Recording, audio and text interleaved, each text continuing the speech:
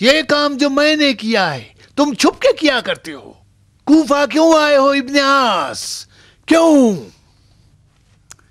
اب میں نیا امیر کوفہ ہوں، مجھے حکم ملا ہے کہ تمہیں مدینہ روانہ کر دوں۔ تم نے وہ کام کیا ہے کہ ام المومنین نے رسول خدا کے جوتے اٹھا کر وہ مصیبت کا نعرہ بلند کر دیا ہے۔ عائشہ کس بہانے رسول خدا کی حرمت کو توڑ کر باہر نکل آئیں؟ خلیفہ کیوں ان کی باتوں پر دھیان دیتے ہیں؟ جس طرح کہ تم نے شراب پی کر نماز پڑھائی ہے، کوئی حرمت رسول خدا کو توڑتا ہے تو کوئی خدا رسول کی حرمت کو۔ چلو اپنا بستر باندھو اور سفر کے لیے تیار ہو جاؤ، اگر دیر کرو گے تو مسئلہ اور بگڑ جائے گا۔ اور سنو تم لوگ، سب سے پہلے ممبر کو طہارت دینا۔ چلو دفع ہو جاؤ، اگر میں نجس ہوں تو تم لوگ عین نجاست ہو۔ ممبر کو کس سے طہارت دو گے؟ آب کور سے؟ آل امیہ کی نجاست کا کیا کرو گے؟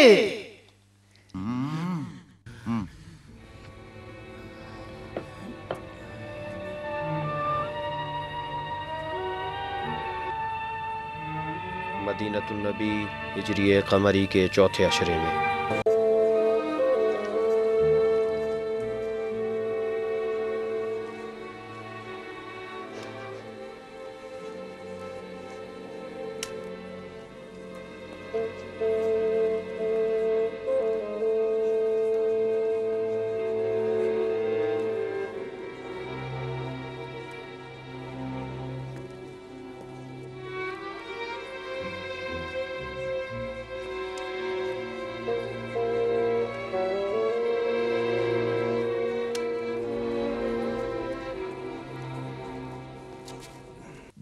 کیا کیا عالم؟ کچھ نہیں ہو سکتا ابو سفیان۔ کفارہ دینے پر بھی راضی نہیں؟ نہیں، جتنی آیات و حدیثیں یہاں تھی سب پڑھ ڈالی۔ خلیفہ ہیں کہ غصے سے دانت پیس رہے ہیں، بس دیوار کی طرف دیکھتے ہیں اور چپ سمن بک۔ 40 کنیزیں خرید کر آزاد کر دوں گا اور 1 سال تک 40 فقیروں کا گھر چلاؤں گا۔ ساری کوششیں بیکار ہیں ابو معاویہ۔ مجھے یقین نہیں آتا کہ تم جیسے عالم ہوتے ہوئے ہماری مشکل حل نہ کر سکو۔ جا کے ایک نئی حدیث سناؤ جو تمہارے سوا کسی نے نہ سنی ہو۔ مجھے نہ بناؤ ابو سفیان، غصے سے خلیفہ کا یہ حال ہے کہ وہ عالم، عاقل، عابد کسی کو دیکھنا نہیں چاہتے۔ دوبارہ مجھے دیکھ لیا تو عصا سے میرا سر توڑ دیں گے۔ 10,000 دینار؟ 1 لاکھ بھی نہیں۔ خلیفہ غصے سے کانپ رہے ہیں۔ تازیانہ علی کے ہاتھوں میں دے دیا ہے، سزا مل کر رہے گی۔ اتنی شراب کیوں چڑھا لی تھی کم وقت؟ اتنا پینا چاہتا تھا کہ سب کو بلا دوں۔ کس کو بلانے کے لیے؟ کتے؟ اپنے آپ کو، باپ داداؤں کو، سارے خاندان کو۔ کاش تم اندھے نہیں ہوتے تو میں تمہیں آئینہ دیتا اور تم دیکھتے کہ ہم سب تمہارے شبیہ ہیں ابو سفیان۔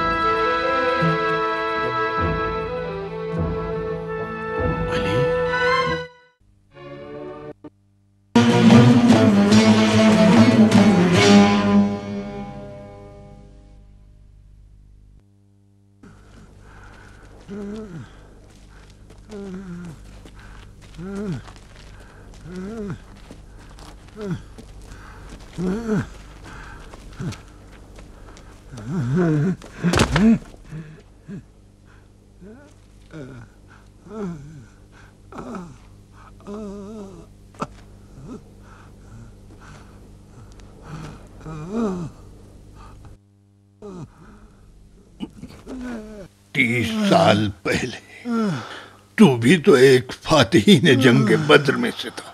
30 سال لگے، 30 سال اپنے دانت پیستا ہوا صبر سے اپنے جیت کا انتظار کیا۔ تمہارے جنگ بدر میں لگائے ہوئے زخم ہم پر اب تک تازہ۔ بدر والے بھی ابو سفیان کی دشمنی سے لرز جائیں اور جان لیں کہ میں بھی اصحاب بدر کے ایک ایک کی قبر بنا کر سوگ منواؤں گا۔ ابو سفیان، تم ہمارے لیے ویسے ہو جیسے کہ موسیٰ کے لیے فرعون تھا، اس سے بھی بدتر۔ مدینے میں شیخ پر ظلم و ستم کی ایک مدت کے بعد کوفے میں ولید کی بدعمالیاں کھل کر سامنے آ گئیں۔ کوفے کے کچھ لوگ ولید کی شکایت لے کر مدینے میں خلیفہ وقت کے پاس انصاف مانگنے آ گئے، لیکن مروان ابن حکم اور ابو سفیان دونوں نے معاملے کی صلح و صفائی نہ ہونے دی۔ کوفے والے شکایت لے کر ام المومنین عائشہ کے پاس گئے اور انہوں نے رسول کریم کی نالین مبارک کو ہاتھوں میں اٹھا کر فریاد بلند کی کہ کتنا جلد اس کی سنت کو دیا جس کی نالین بھی ابھی بوسیدہ نہیں ہوئی ہے۔ اس طرح عائشہ نے ہمت کا مظاہرہ کرتے ہوئے وہ تقریریں کیں کہ مسلمانوں میں کھلبلی مچ گئی اور لوگ بیدار ہونے لگے کہ بنی امیہ کے کیا کرتوت ہیں۔ نتیجے میں وہ حصار جو خلیفہ تک پہنچنے میں مانے تھا ٹوٹ گیا اور مروان و مروانیوں کا اصلی چہرہ کھل کر سامنے آ گیا۔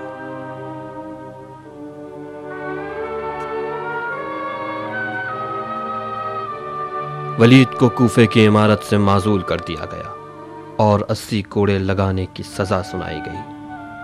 چونکہ ولید خلیفہ کا دودھ شریک بھائی تھا، اس لیے کسی میں حد جاری کرنے کی ہمت نہ ہوئی۔ لوگ سوچ رہے تھے کہ اس دربار میں کون حد خدا کو جاری کرے۔ یہاں تک کہ حضرت علی علیہ السلام نے بذات خود اقدام کیا اور فرمایا، میں حد خدا کو جاری کروں گا، چاہے قریش مجھے جلاد ہی کیوں نہ کہے۔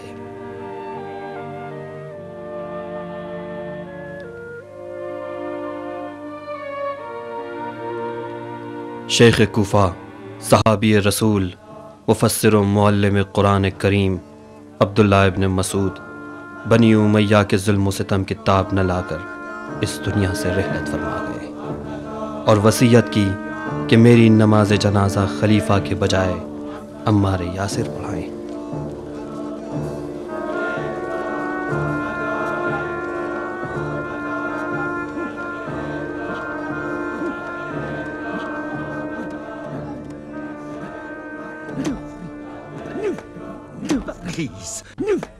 اٹھو اٹھو حمزہ، خاک اڑاؤ اپنے سر پر، اصحاب بدر کی غربت پر گریا کرو۔ یہ جو لبیک یا محمد سن رہے ہو، جو چند تاریخ دنیا کی زبانوں پر ہے، قدرت محمد بنی امیہ کے ہاتھوں میں آ گئی۔ سلطان شام میرا بیٹا معاویہ پسر ہند جگر خار، حمزہ تیرا جگر چبانے کے بعد بھی میری ہند کو ٹھنڈک نہ ملی۔ پتا ہے کہ تیرے بھتیجے کے گھر کی عزت اب کہاں رہ گئی۔ عائشہ نے بنی ہاشم کے منہوں کو قفل کر دیا ہے۔ شورش کرنے والے عائشہ کی طرفدار ہو گئے۔ محمد کی نالین کو ہاتھوں میں اٹھا کر واہ مصیبتا کی فریاد بلند کی۔ اب کہاں باقی رہی سنت محمد۔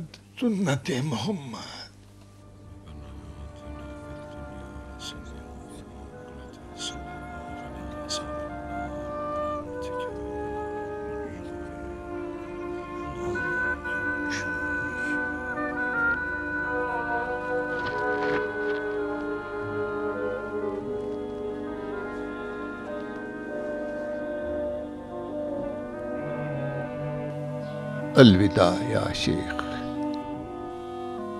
میری طرف سے بھی نبی کی دست بوسی کرنا۔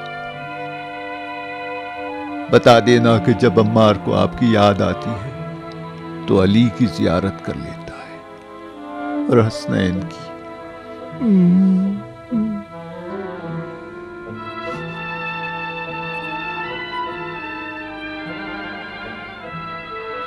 قریش 30 سال سے بنی ہاشم کے لگائے زخموں سے زخمی سانپ کی طرح تڑپ رہے۔ ڈرو اس دن سے جب بنی امیہ کی تلواریں خون سے سیخل ہوں گی۔ لعنت ہو تو قسم خدا کی طلحہ، میری تلوار نے کئی مشرکین اور منافقین کی گردنیں اڑائی ہیں۔ کاش اس ام الفتنے کو امان نہ دی ہوتی۔ ہم احد سے بھی بڑی جنگ کریں گے۔ اس بار قریش کے سرداروں سے خیانت کے جرم میں ہم علی کا سینہ چاک کریں گے۔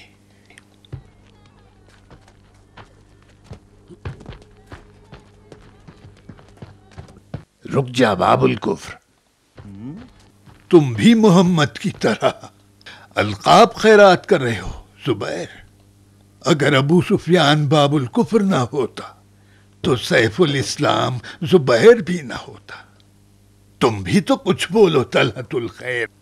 محمد نے تم دونوں ایمانی جوڑے کو القاب دینے والا منبر دے دیا ہے، جس کے نتیجے میں تمہیں آقائی مل گئی ہے۔ یہ تم کیا کر رہے تھے؟ زمین پر مار رہا تھا۔ کس نیت سے؟ معلوم ہے وہ زمین جو مجھے نگل جائے گی میری دشمن ہے۔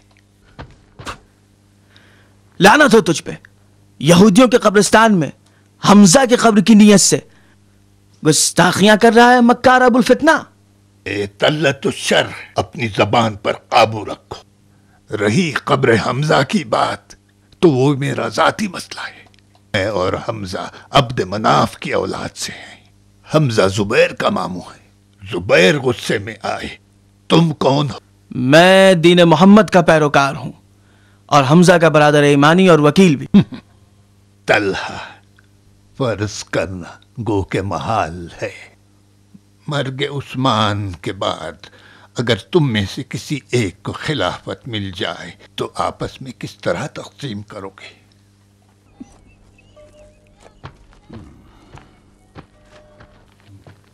طوفان کے آثار کو قبیلے کے حیوانات انسانوں سے پہلے سمجھ لیتے۔ لگتا ہے کہ شام سے کوئی طوفان اٹھنے والا ہے۔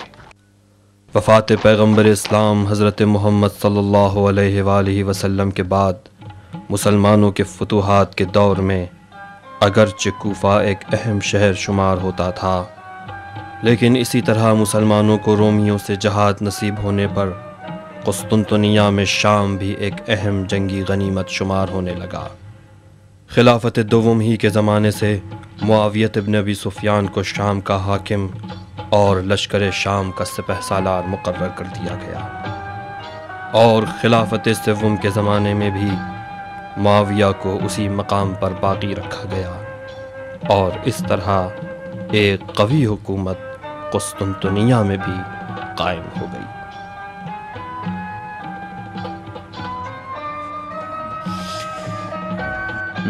کیا خبر ہے فاروق؟ پوچھتے ہو کیا حال ہے؟ میں تمہیں کیا بتاؤں، بس موت کا رونا ہے سمجھو۔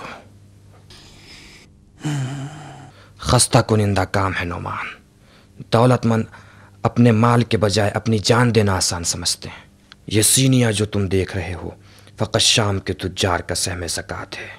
ان کی شکلیں تو دیکھو جیسا کہ خود مستحق زکوٰۃ ہیں۔ ذرا سی بھی غفلت کی تو سونے کی تھیلی غائب۔ اپنی سناؤ نعمان۔ بالکل سرخ ہے سرخ۔ جب خزانہ زیادہ ہو اور لشکر مضبوط، کامیابی کی نئی راہیں تلاش کرنا چاہیے فاروق۔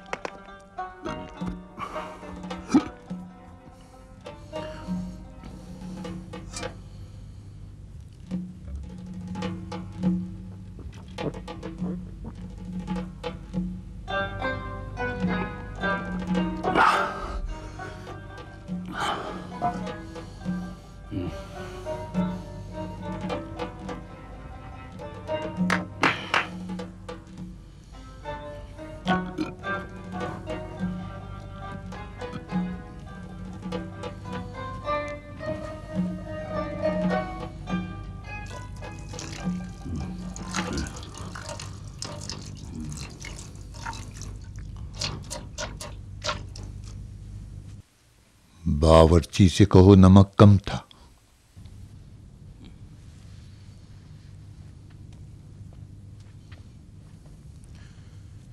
الهی به نعمتات شکر.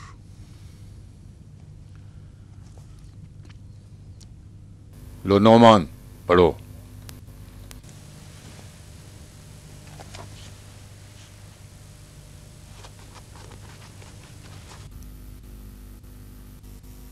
بسم اللہ الرحمن، بلند آواز سے. بسم اللہ الرحمن الرحیم. خلیفہ عثمان ابن عفان کی جانب سے معاویہ ابن ابو سفیان کے نام تمہارا بھیجا ہوا نوشتہ ملا، جس سے پتہ یہ چلا ابو ذر غفاری فی کے اموال کے خلاف شعلہ بیانی سے کام لے رہے ہیں، اور یہ بھی سنا ہے کہ ہمارے خلاف کچھ لوگوں کو بھڑکا بھی رہے ہیں. اموال فی ان اموال میں سے ہے جو بغیر خونریزی کے مسلمانوں کے ہاتھ لگا، جس کا حق تصرف فقط خلیفہ اور ان کے متولیوں کے اختیار میں ہے، اور کوئی بھی اس کے آمد و خرچ کے بارے میں بولنے کا حق نہیں رکھتا.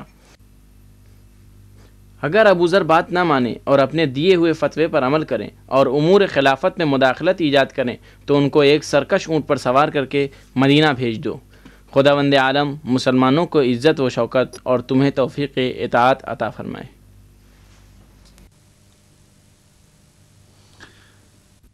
خدا کی قسم ابو ذر کے شر کو دبانا فتح قیصر سے مشکل تر ہے.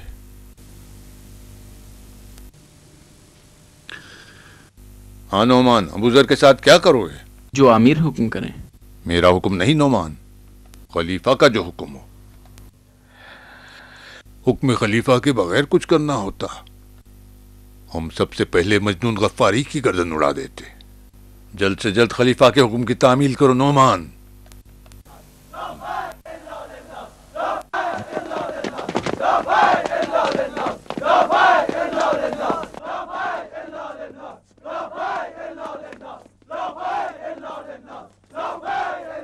خاموش، چپ ہو جاؤ. آنکھیں نیچے کر لو. تم لوگ اگر غربت کی وجہ سے پریشان ہو تو اس پتھر کو اپنے پیٹ پر باندھ لو. یہ سارا مال کسی بادشاہ کے تحفے نہیں ہے، بلکہ شام کے تجار کی زکوٰۃ ہے.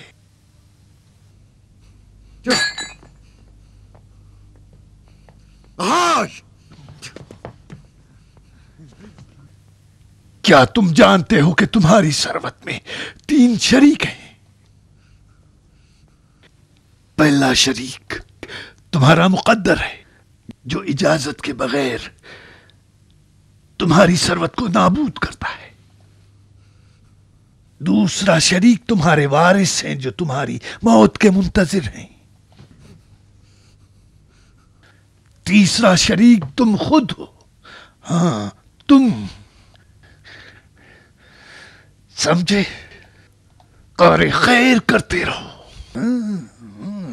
جان لو کہ ہر دن 2 فرشتے آسمان سے زمین پر آتے ہیں. ایک راہ خدا میں خرچ کرنے والے کے حق میں دعا کرتا ہے کہ خدایا اسے اجر عطا کر، اور دوسرا فرشتہ لعنت بھیجتا ہے کہ اس نے مال و ثروت جمع کیا ہے، اس کو نابود فرما. اور تم لوگ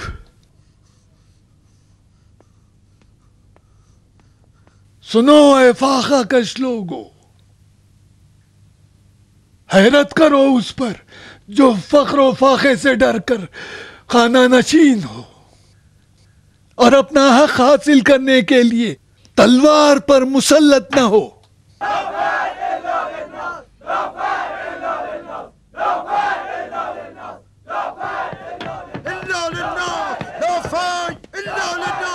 کیا فضول بکواس ہے دیوانے.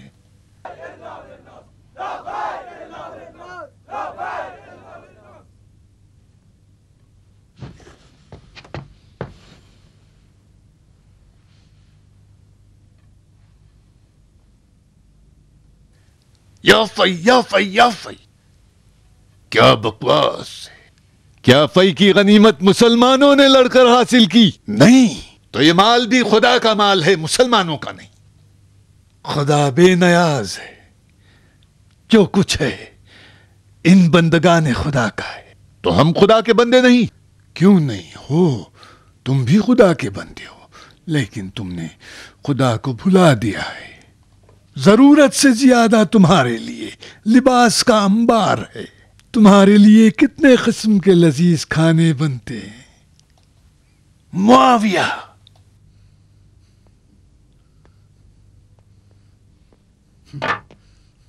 تمہیں 2 لباس اور پیٹ بھر کے کھانے سے زیادہ کیا چاہیے؟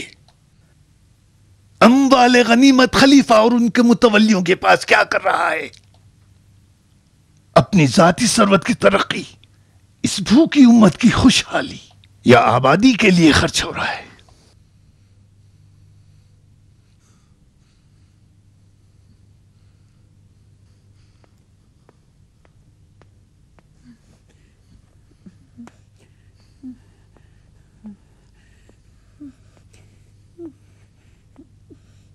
بیٹھ جاؤ، اس مرجھائے ہوئے چہرے کو دیکھو،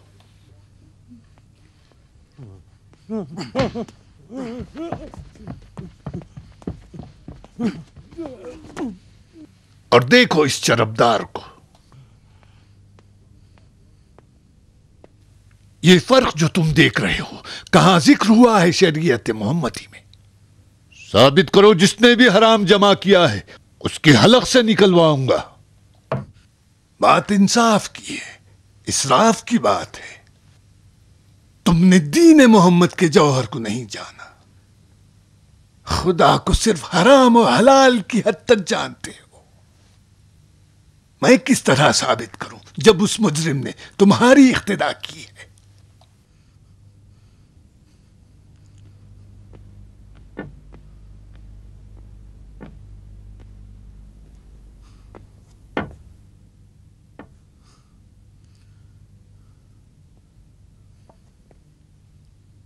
میں نے تمہارے اور تمہارے غاصبین کی نشاندہی کر دی ہے۔ تم لوگ ڈرنا نہیں، اور جان لو کہ مرد کی طاقت اس کے دل میں ہوتی ہے، نہ اس کے لباس میں، اور تلوار کی دھار تلوار میں ہوتی ہے، اس کے نیام میں نہیں۔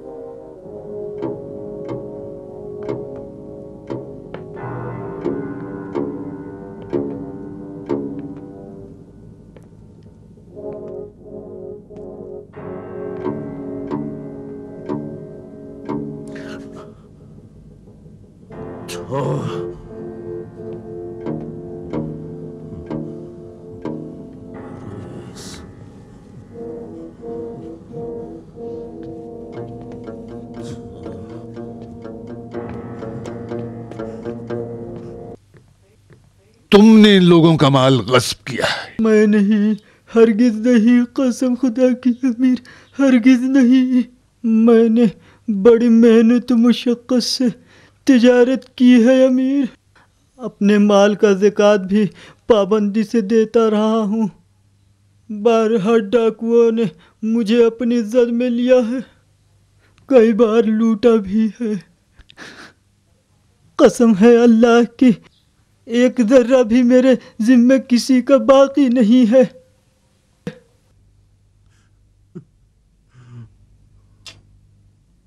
لو، اب یہ تلوار ہے اور تم ہو، خلیفہ پر تہمت لگانے کے جرم میں اس کی گردن اڑا دو۔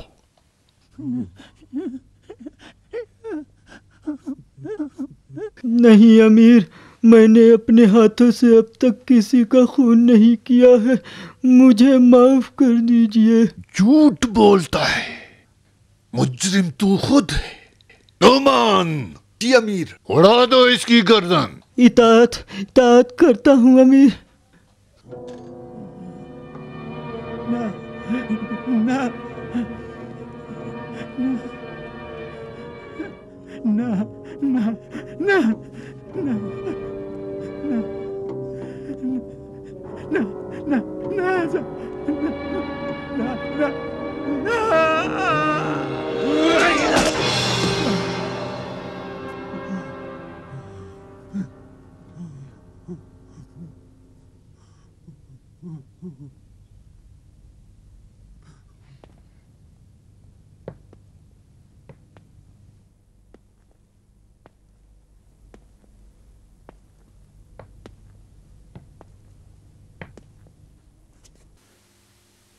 تلوار کا سہارا لوگے، جواب یہی ملے گا۔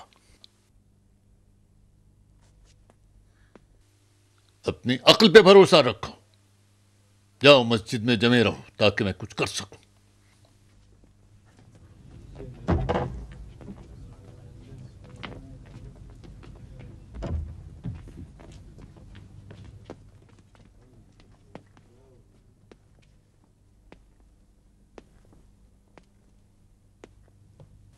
تم لے جاؤ، اس کا علاج کرواؤ اور اس کی دیت ادا کرو۔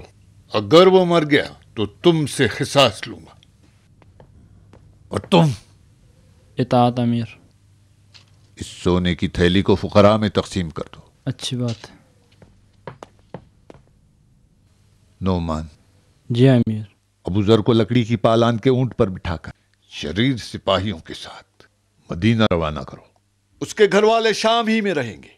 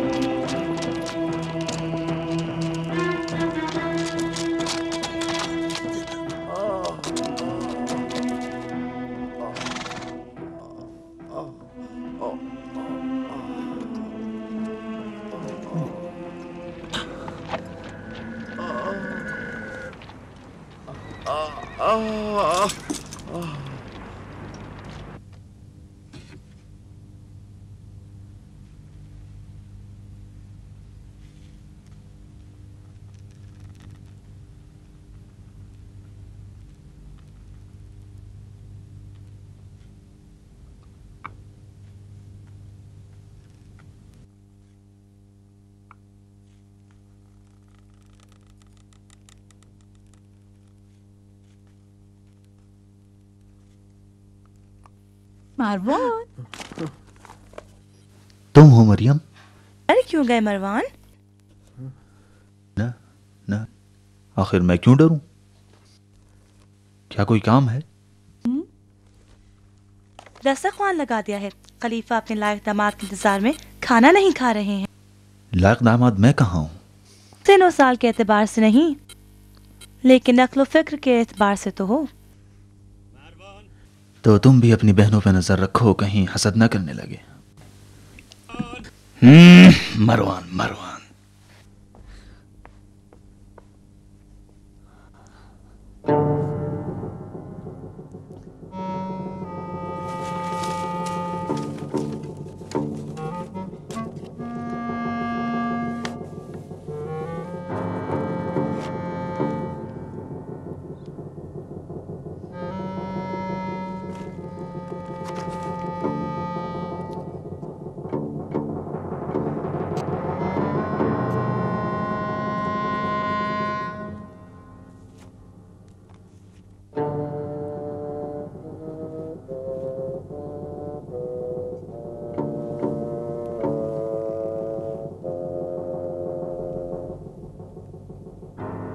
یہ تو وہی انگوٹھی ہے جو میرے بابا خلیفہ وقت کے ہاتھ میں ہوتی ہے۔ کہاں چلی گئی ہے تمہاری عقل؟ کہاں تک یہ بوڑھا اور اندھا ابو سفیان آل امیہ کی بلائیں اپنے سر لیے پھر؟ کیوں اس آنے والے خطرے سے تم غافل ہو؟ कौन सा खतरा? वही तूफान जो बसरे से आ रहा है। अबू जर, क्या किया तुमने उस पर काबू पाने के लिए? घबराए नहीं अम्मू जान, वो मर्द नातवान लकड़ी के कजावे पर सवार है, मदीना पहुंचने से पहले ही मर जाएगा। लकड़ी के कजावे पर जो सवार है वो एक सहरा नशीन मर्द है, रंजे सफर उसके लिए कुछ नहीं। तो मैं क्या करूं? माविया को उसके शर से बचा लिया तो क्या ये कम नहीं?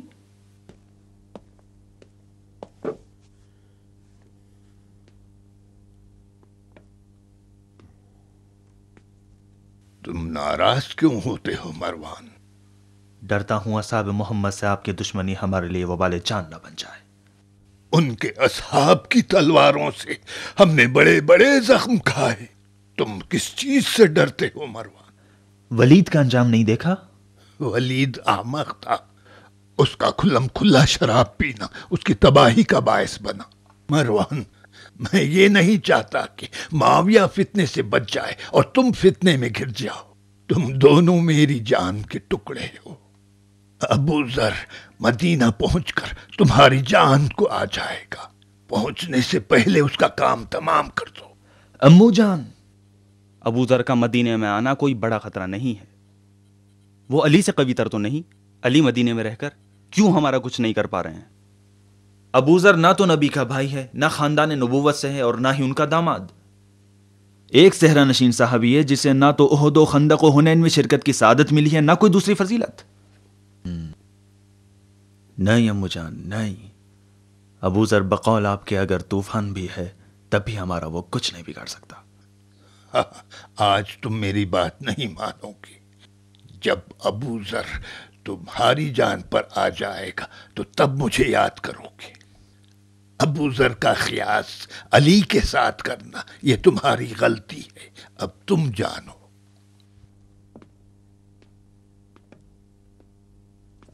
अम्मू जान, अम्मू जान, अबू जर के कत्ल का जवाब तो खलीफा की तरफ से होना चाहिए। एक जाली तहरीर लिखो, खलीफा से मोहर चुरा कर लगा लेना। खलीफा की मोहर तो उनकी उंगली में रहती है, मोहर चुराने के लिए तो उनकी उंगली काटना पड़ेगी। खलीफा की बेटी तुम्हारे घर में है, मरियम उनकी बेटी खेल खेल में अपने बाप की उंगली से अंगूठी निकाल सकती है।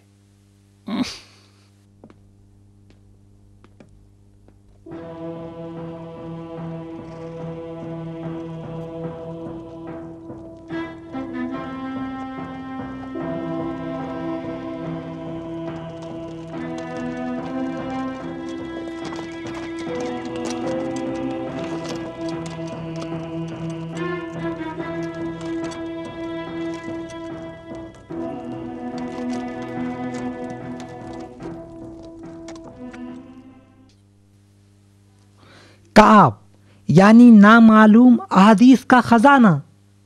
सुनो रसूल अल्लाह की हदीस, मन अकला बसल अल अक्कत फिल मक्का वजबा लहुल जन्ना।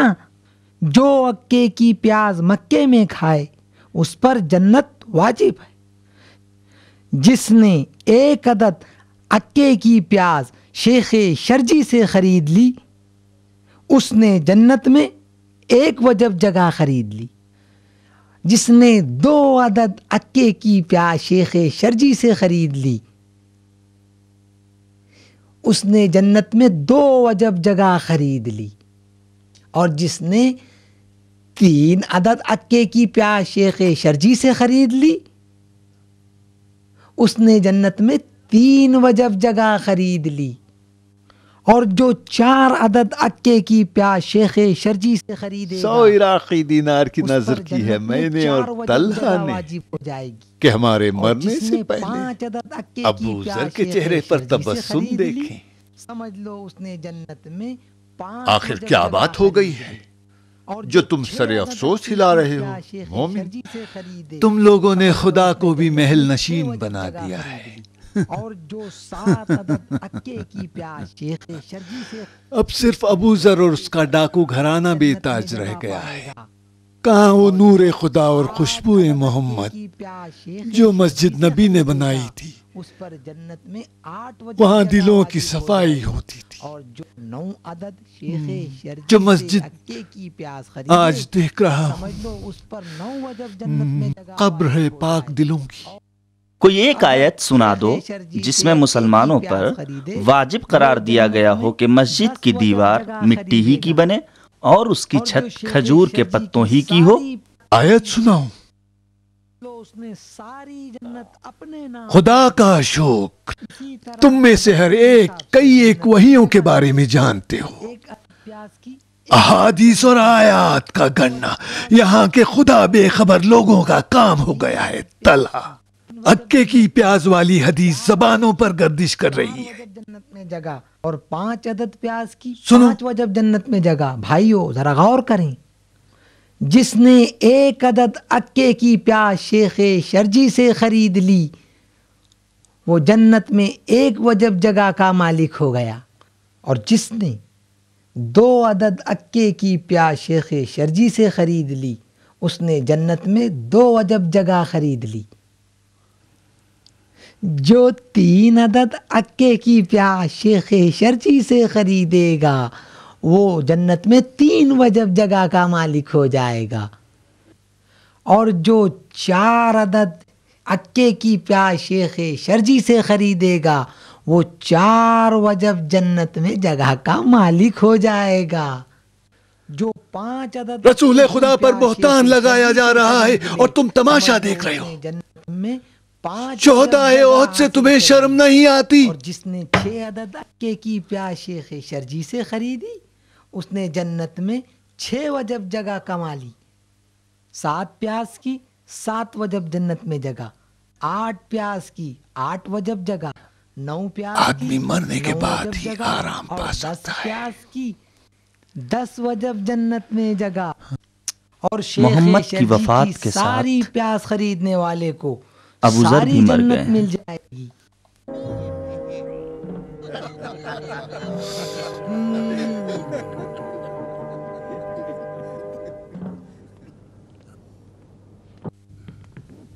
کس چیز کی تلاش میں آئے ہو یہودا؟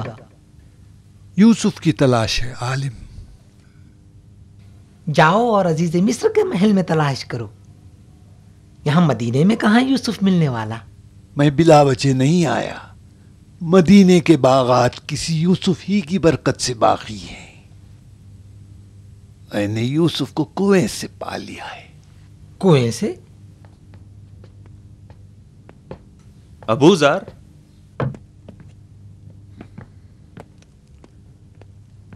آخر تم کون ہو؟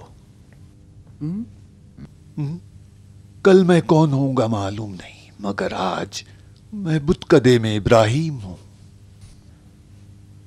تعجب ہے تم جیسے رسول کے صحابی پر مسلمین کے دارالخلافت کو بت کدے سے تعبیر کرتے ہو۔ مجھے ذرا برابر بھی شک نہیں ہے، جبکہ میرے سامنے ہی وہ جعلی حدیث بنائی جاتی رہی۔ اب کدو خریدنے پر کس کو جنتی بناؤ گے؟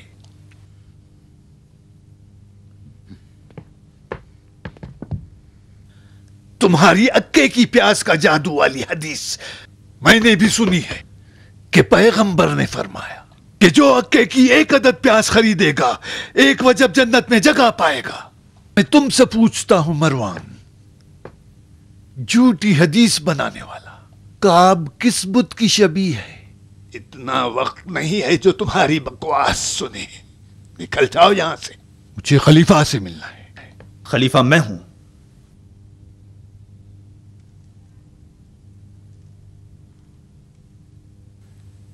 پھر تو میں تم پر فاتحہ پڑھ کے جاؤں گا۔ کان کھول کے سن غفاری دیوانے، پھر کبھی اگر سنا کہ تم نے کوئی فتویٰ دیا ہے تو تمہاری زبان کھینچ لوں گا۔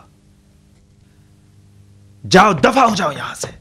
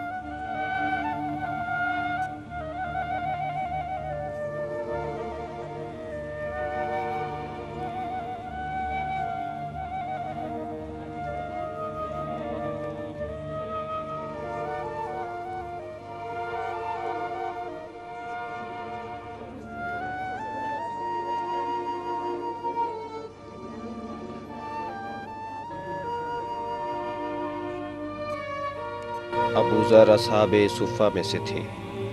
اصحاب صفہ وہ لوگ تھے جو جزیرۃ العرب کے مختلف علاقوں سے آ کر نبی کریم صلی اللہ علیہ وآلہ وسلم کے پاس زندگی گزارنا چاہتے تھے۔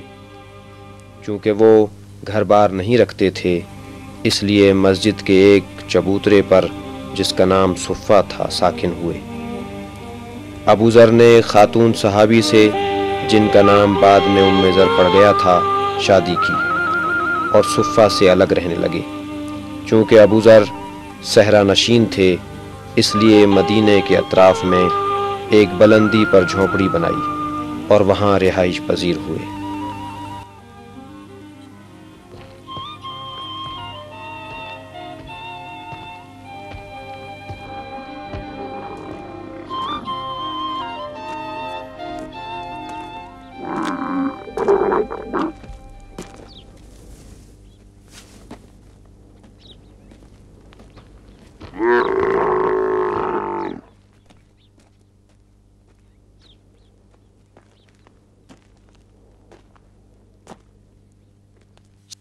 ذرا ٹھہریے۔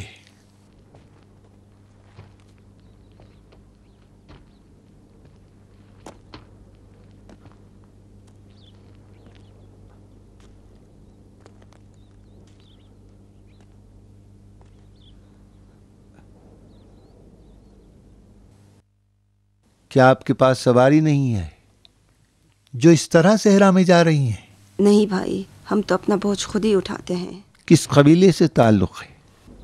بنی مکافات۔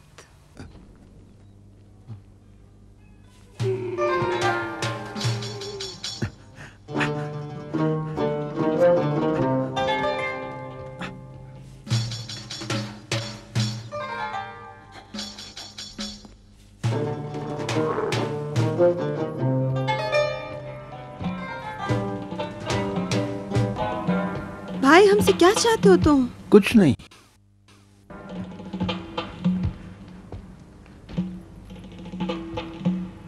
میرے پاس اونٹ ہے، سوار ہو جائیے، آرام سے پہنچ جائے گا۔ میں بھی قبیلہ بنی مصیبت سے۔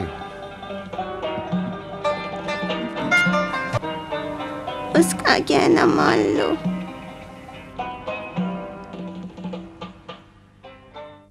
زوجتك نفسي على الصدوق المألوم. قبلت.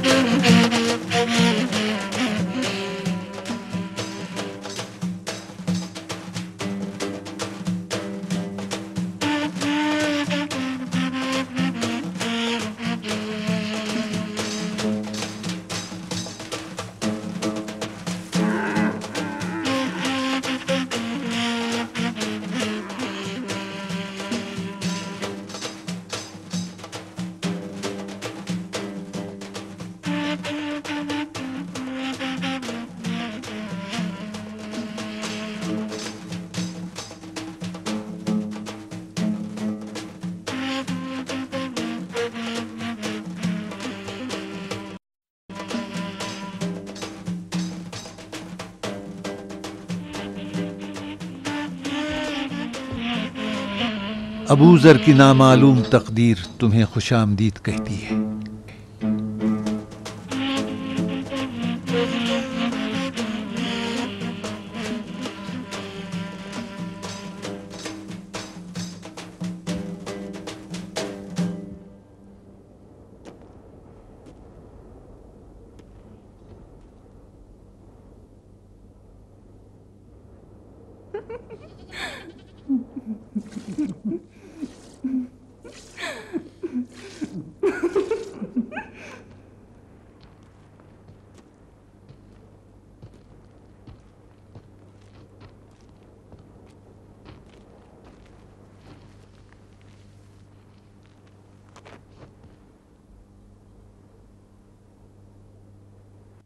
تو तुम तन्हाई से तंग नहीं आए? तन्हाई में खुदा को पा लिया है। हम भी तो खुदा के बंदे हैं। जो भी हसब नसब वाला सरवतमंद, जिसके हजारों घोड़े हो और वो पत्थर के मजबूत मकान में रहता हो, लिबास यमनी पहने और अक़साम के मुरगन ग़िज़ाएं खाए, वो अबू ज़र को अपना दुश्मन समझ ले।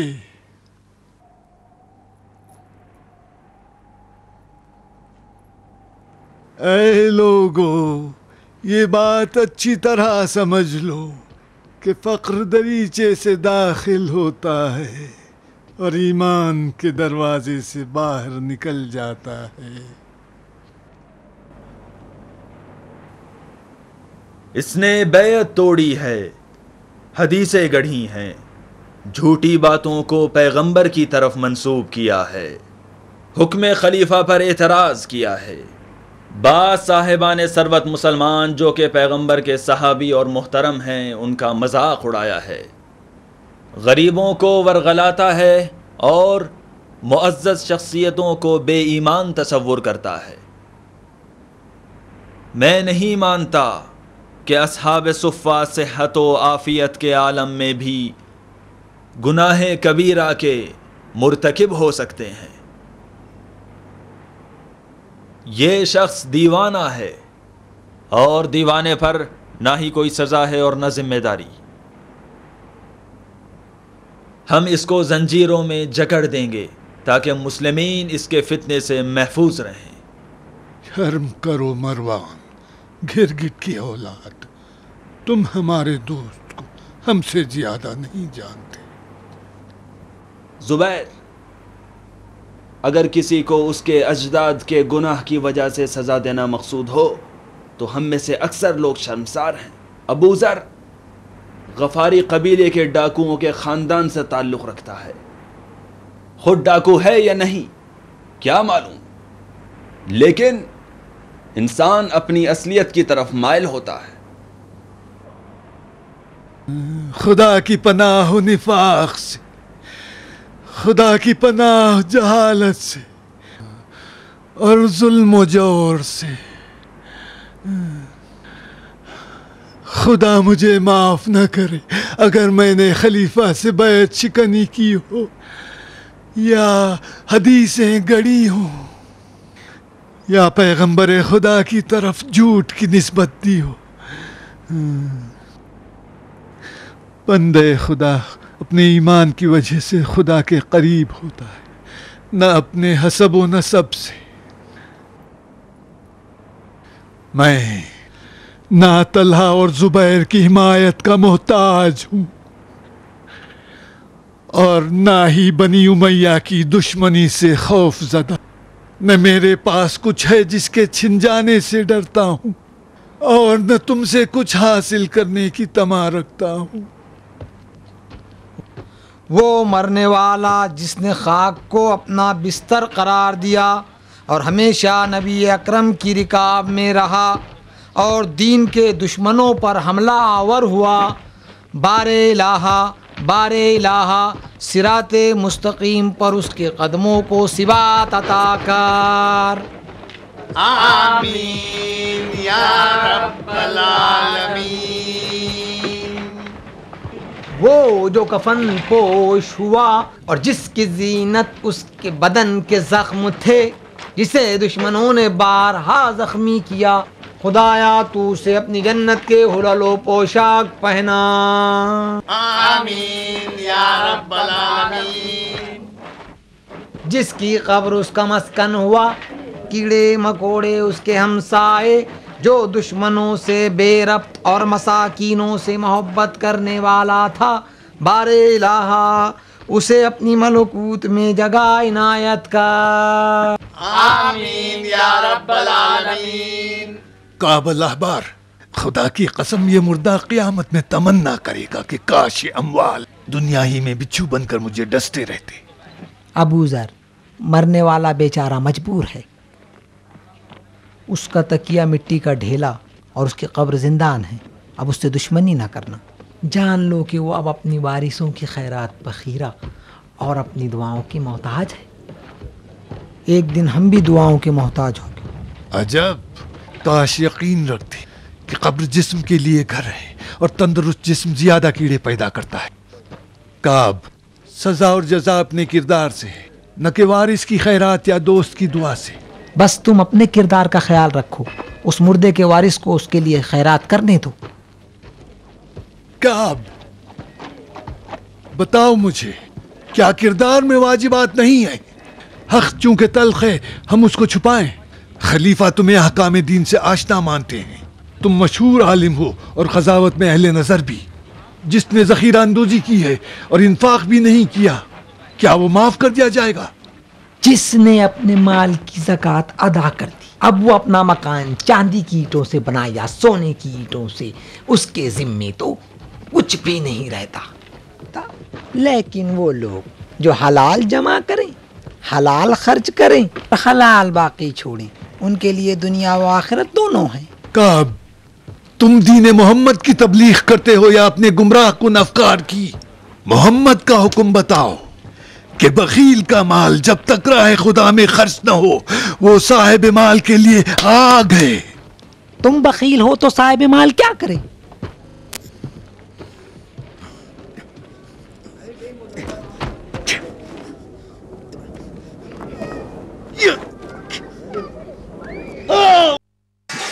جب تک خلیفہ کے گرد تم جیسوں کا حصار ہے، وہ ابو بکر اور عمر کی طرح حکومت نہیں کر سکتے. ابو ذر کہاں؟ مروان،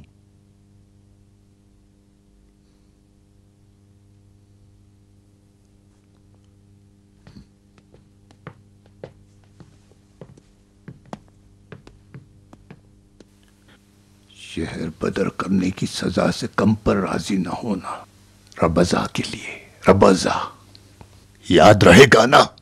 ربضا. جاؤ.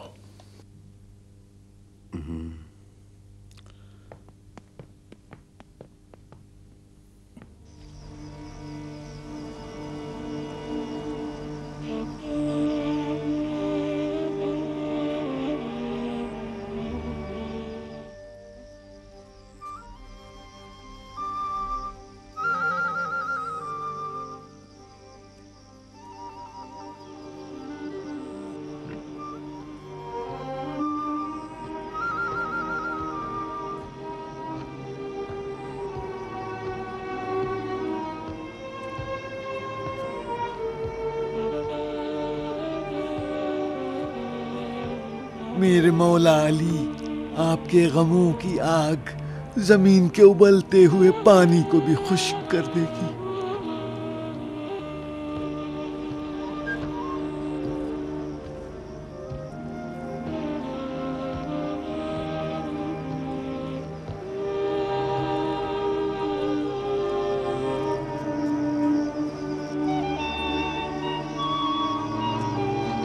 میں ہوں مولا ابو ذر.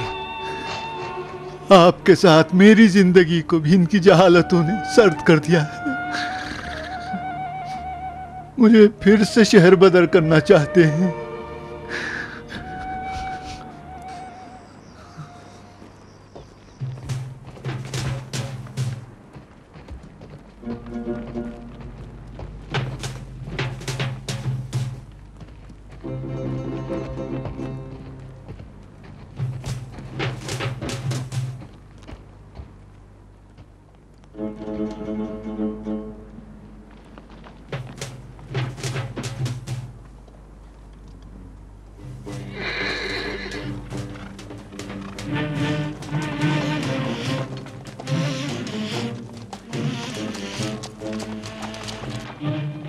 علی، حکم خلیفہ کو نہیں سنا آپ نے؟ خلیفہ کا حکم ہے کہ ابو ذر کو کوئی رخصت کرنے نہ جائے.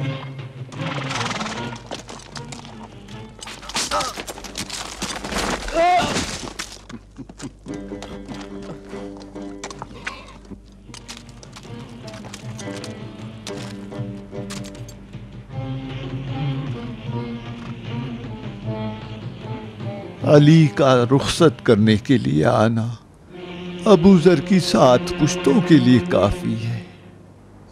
امام علیہ السلام نے مروان بن حکم کا مقابلہ کر کے ابو ذر کو رخصت کیا اور فرمایا، ابو ذر، تمہارا غصہ اللہ کے لیے ہے، لہٰذا تم اسی سے امید رکھو۔ یہ قوم اپنی دنیا کے بارے میں خوف زدہ ہے اور تمہیں دین کی تباہی کا خوف ہے۔ ابو ذر، حقیقت سے مانوس رہو اور باطل کے علاوہ کسی اور سے مت گھبراؤ۔ ابو ذر، یہ جان لو کہ اللہ ہے جو تنگیوں میں اپنی رحمت سے راہوں کو کھول دیتا ہے۔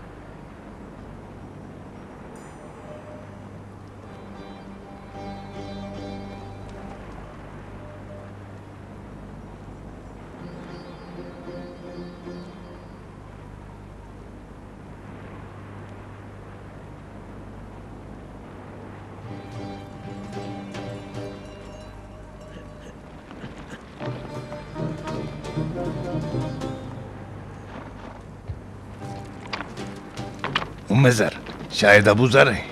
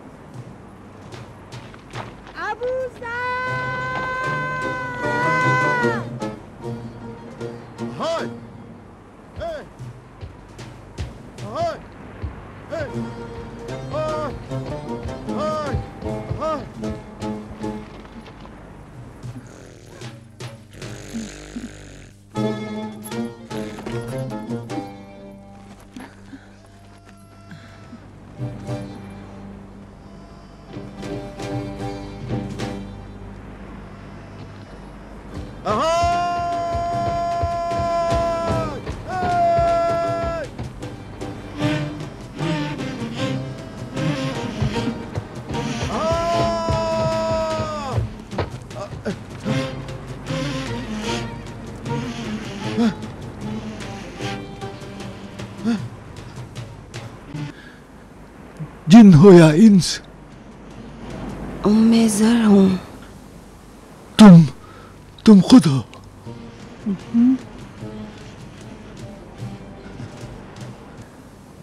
مجھے وہم ہو گیا ہے، کیا میں یقین کر لوں؟